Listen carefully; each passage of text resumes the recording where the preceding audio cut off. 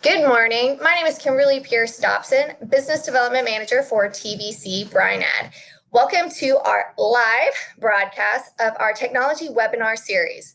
This is the 6th session of 7 covering our law circulation systems for high quality fluid loss control.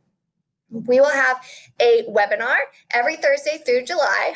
Our last one will be next week at 10 a.m. as well, covering our polymer breakers.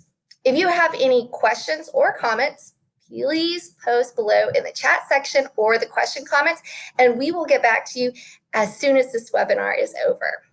All right, today we have Mark Leister, VP of Technology, and Kim Tresco, Product Line Manager, to cover our law circulation systems. Kim, the floor is yours.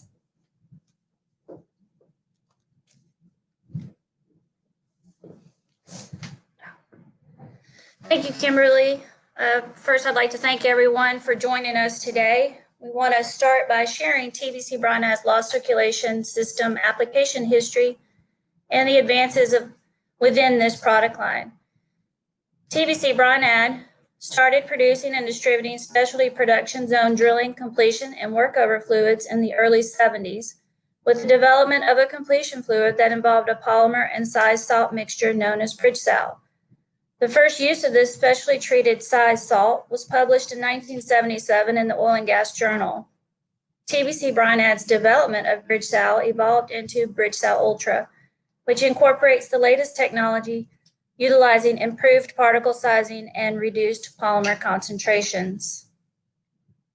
In the early 80s, our size salt suspended in saturated brine was being used in several novel ways. In Pecos County, Texas, operators were having problems with workover operations in the Fusselman and Ellenberger carbonate formations, which are extensively fractured and acidized.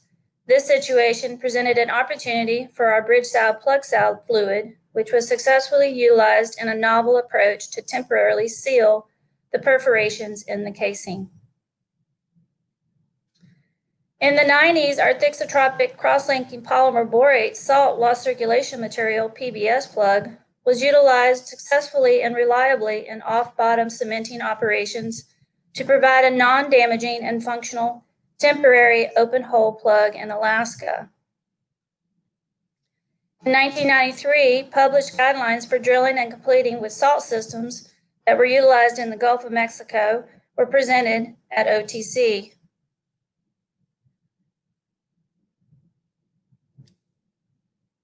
In 1996, our Hysol system was developed, providing law circulation solutions for fluids using divalent brines, especially zinc bromide brines. From 1996 to 2006, we expanded the particle size distribution of our size salts and the ability to accelerate the cross-linking effect of the polymer borate salt law circulation material.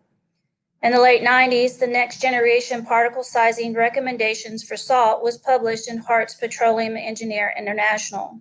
This particle sizing technology continues to be successfully used worldwide today.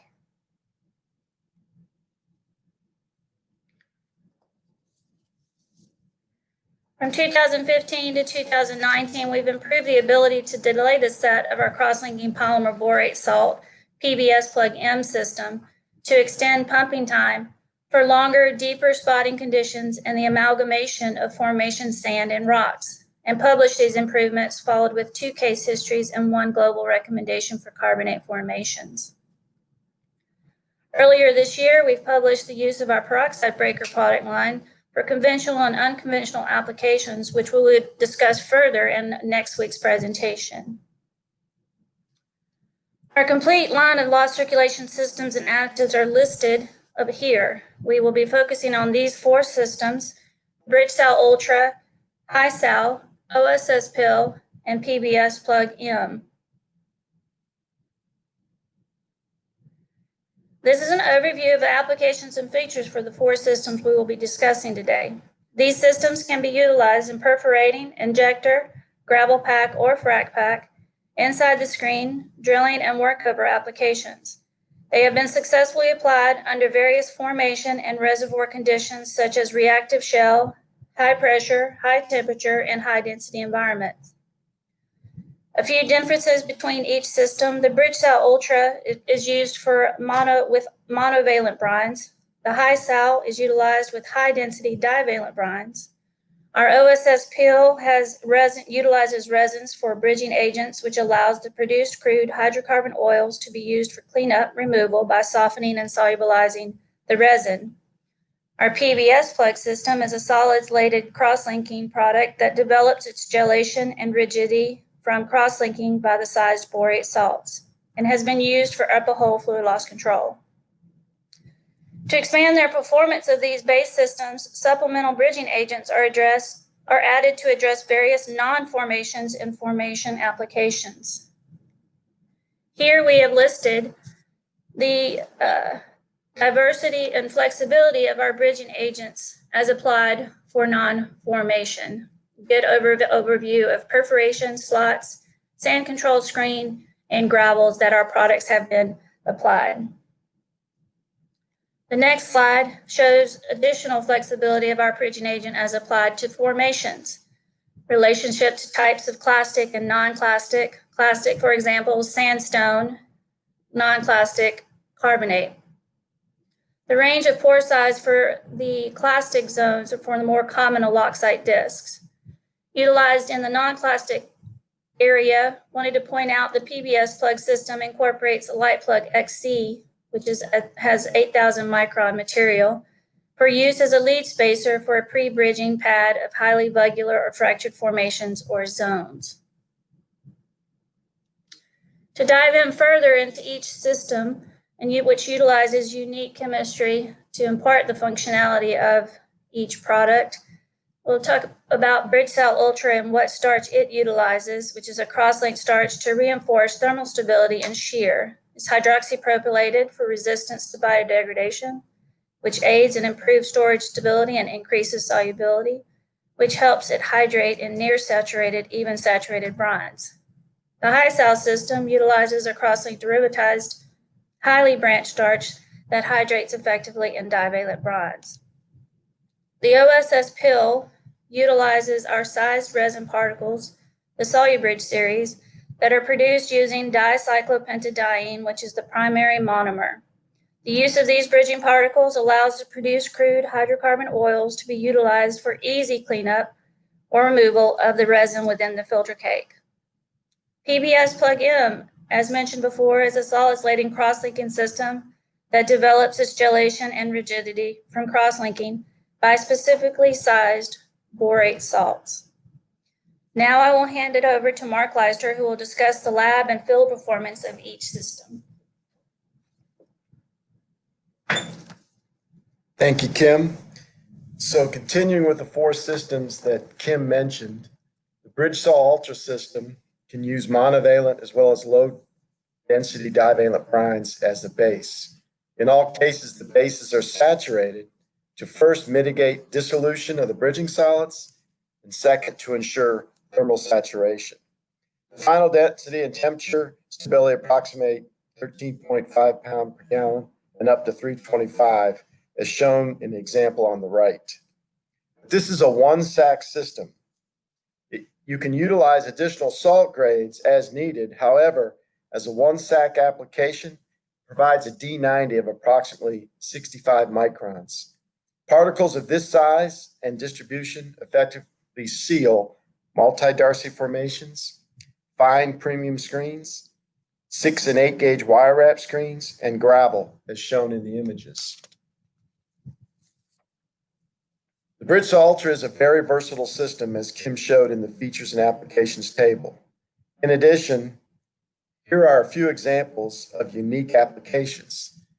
You can use this system in rigless applications. You can seal depleted zones with up to 5,000 PSI differential. It's been successfully spotted in directional wells to kill zones or before and after perforating and subsequently produced back with no cleanup. It's been used to drill a sidetrack after losing the initial wellbore, and you can use it to bullhead after testing a crude bearing zone to kill the well. The second system, Hysol, uses the cross-link hydroxypropylated starch derivative plus fine grind size salt. However, contains no biopolymer gums. We incorporate a glycol blend to activate and hydrate the starch relatively quickly in the field. From the table, this is an example of a Hysol system that uses a zinc-based brine as a base. And as a reference, this system incorporated 100 pound per barrel of the Hysol and 75 pound per barrel of bridging solids. The rheology ranges shown, especially the elevated low ends, as per the 6 and 3 and the LSRV. However, the 10-second and 10-minute are not indicative of gelation. As an example of performance, this is a drill and complete that utilized an 18.5 pound per gallon working fluid for a series of sands that could effectively seal one, a formation, the mid and high perm streaks, two, proppant, and finally the sand control screen. If feasible, logistics and rig and prep time are simplified. So the objective again was to design one Hysol system that could effectively seal all these applications. As shown by the image, fluid loss testing performed at 255 and used 500 PSI differential. The target for these scenarios was 100 mils over 7 days with an optimum target of 60 mils. Nearly all fluid loss scenarios achieved this optimum target. Third system is an OSSpill system. Typical density ranges from 8.6 to 13 pound per gallon and can be used with a maximum temperature of approximately 230 degrees Fahrenheit. This system can also use monovalent and divalent brines as a base. Typical rheology as a fluid loss control system will yield viscosity from 6 to 300 centipoise and a yield point from 2 to 200. This system incorporates any combination of the 4 grades shown in the table, and they're capable of effectively sealing fractures. Their texture appears as irregular fragments or shards as shown in the image. Let's look at a performance example, and I have 2. First, the graph shows oil solubility tolerance of the solubridge particles, where these particles retain satisfactory fluid loss properties until an oil contamination exceeds 1.5 to 2% by volume. And this is once the differential pressure is removed. As a second example, return permeability test was performed to simulate a crude producer. So first, a 1x2 inch Pbs Plug was saturated with 13% sodium chloride. And then next, the initial permeability was measured with synthetic oil, Soltrol. The viscosity of this type would approximate the viscosity of crude in a reservoir at T&P. This oil is pumped through the plug in an arbitrary direction from the wellbore to the reservoir side at 3 rates, 5, 10, and 15 Cs per minute for 1 hour, and this established a water saturation of 3 to 5%. It ensured there were constant rates, thus there's no excessive or mobile solid fines moving through the plug. And finally, the initial permeability. For this test, 424 millidarcies was established as the baseline. Next, the Hassler cell and Briacore plug were displaced to 50 pound per barrel OSSpill system, and we used 1,000 PSI differential. The leak off through the reservoir face of the core plug measured after 30 minutes, less than 1 mil is shown in the table. And then next, the Soltrol was flowed in the arbitrary production direction for 30 minutes, and the final permeability measured 412 millidarcies. This equates to a damage index of approximately 0.17, where percent decrease in permeability divided by the pore fluid displaced times 100 yields the damage index. This is indicative that a greater percentage of the filter cake was dispersed with this synthetic oil. The Pbs PlugM system, where PBS is simply an acronym for polymer borate salt. Specifically, it's a solids-laden cross-linking system, develops gelation and rigidity. The degree of gelation depends on many factors, but what's key here is the pH. As shown in the image in the lower right, the borate mineral salts are sparingly soluble in water. This is the left side of the image. They dissociate slowly to release calcium, sodium, and borate ions. As the dissociation of the borate ions proceeds and the pH increases above 8 through the pKa, a portion of the borate is converted to the anionic cross-linking form, as shown on the right side of the image. This species cross-links the xanthan and then develops the gelation and the rigidity. Variation of components promote optimization over a wide range of workover, completion, and drilling applications. However, this system is primarily used for during drilling of the upper wellbore to stop losses. This is the family of the additives for the Pbs PlugM system. Of interest are one, the Accelerator, which allows applications in low temperature, the modifier, which we use to alter the set time.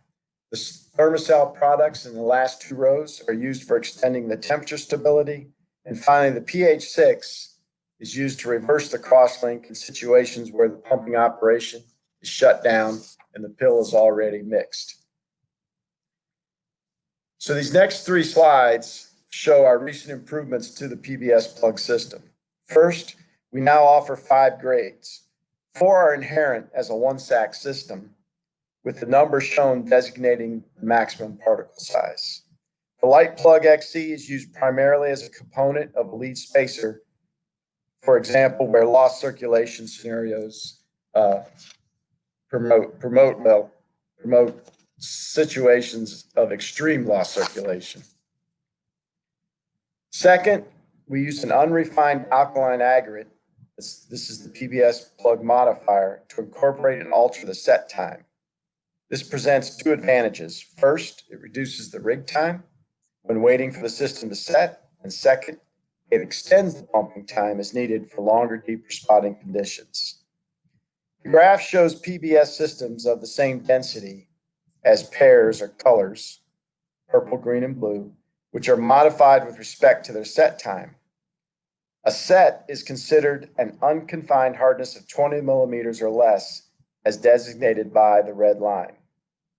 Thus, the x-axis shows the difference in time, and the y-axis the difference in hardness for each pair. As shown, the set time is easily modified from 1 hour to as great as 5 hours. The table shows a project where Pbs systems were optimized to provide a delay of 2 hours for different wellbores, required density, corresponding temperature for our planned development wells in the same field. The third optimization was the incorporation of a secondary refined and soluble borate salt. This is incorporated into each of the Pbs Plug systems. As an all-in-one sack, it promotes bonding and amalgamation of loose formation grains, fragments, and particles. The images show from left to right. First, loose sand pebbles and limestone fragments. To this container, a 10.5 Pbs plug was mixed and poured into the transparent plastic jug. It was allowed to static age for 2 hours in ambient. The plastic was subsequently removed, as shown at the image on the right, to show that these materials are now amalgamated with the now cured Pbs plug. So let's look at a performance scenario. This cartoon depicts a recent loss scenario in a fractured limestone. Drilling an 8 3/8 inch well bore from 15,401 to 15,045, a drill break occurred. And then the losses increased from 40 to 170 barrels per hour dynamic.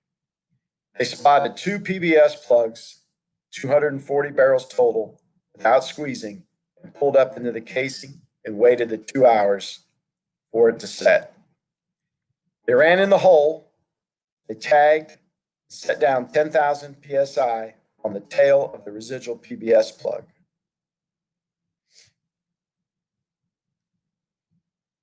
This indicated that there were 495 barrels of Pbs plug in the wellbore, or 32 barrels, thus 208 barrels were in the formation.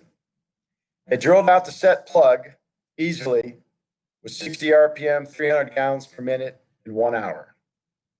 After the drill out, the static losses approximated 12 barrels per hour. This was less than the trigger. And a dynamic ramp up was performed from 400 to 600 gallons per minute, resulted in 0 losses. Thus, the dynamic losses were less than the static losses. However, as the static losses were reduced below the trigger, they could proceed with the logging to capture a 3-day logging suite and sampling as planned. One of the logs that they ran was an FMI log. And you can note that you cannot discern the width of the fractures with this log. However, you can assess the presence, the number, the frequency of fractures with depth. So as an analogy, this entire 84-foot interval was non-uniform. For example, only one fracture, approximately 2 to 3 feet, and the 208 barrels of PBS plug would extend approximately 143 feet into the formation from the wellbore. However, as seen from this FMI log, the fracture system is more uniform. So the PBS plug most likely extended 9 feet to 10 feet in diameter into the formation over this interval. But why did the loss rate decrease when pumping? One possible conclusion discussed is that the set cured PBS plug is elastic in this environment. And this environment was 319 degrees Fahrenheit. So we explored this theory as a post-study. So we employed the use of a cement lab, and we utilized a test similar to ASTM C39. This assesses a confined environment and determines the elastic propensity as well as the hardness, but only in one axis direction. So we prepared the same PBS plug, 12.5 pounds per gallon, and this test is performed in 2 phases. So in the first phase, the PBS plug is poured into the cell, and it's static aged or cured for 4 hours at 275, and we used 1,000 PSI confining pressure. The image on the right is the PBS plug after it was removed from this phase. Note that there's no fissures, no cracks, it's homogeneous, and there's no indication of thermal degradation. In phase 2, plastic sleeve is reapplied, it's placed back into the cell, and a force is applied via a piston from the top. This quantifies the force at increments until failure. For this PBS plug, a maximum of 25 to 30 PSI over the confining pressure was realized before the piston was fully extended. When you compare this to cement, where hundreds, even several thousand PSI can be applied before failure. So the conclusion, a cured PBS PlugM system is more elastic than brittle, whereby pumping imparts a force that strengthens its contact with the rock. And in this case, from 1 to 12 barrels per hour static, and at 200 gallons per minute, losses were upwards of 12 barrels an hour. However, losses were 0 at 400, 500, and 600 gallons per minute. This is indicative that a cured PBS plug assimilates, even conforms to the contour of the wellbore or the formation. So with that, I'm going to turn it back over to our host, Kimberly Dobson, for some messages. Thank you, Mark and Kim. Very informative. Listed on the table are our publications from our SPE papers and our AADE. All of these can be found on our website.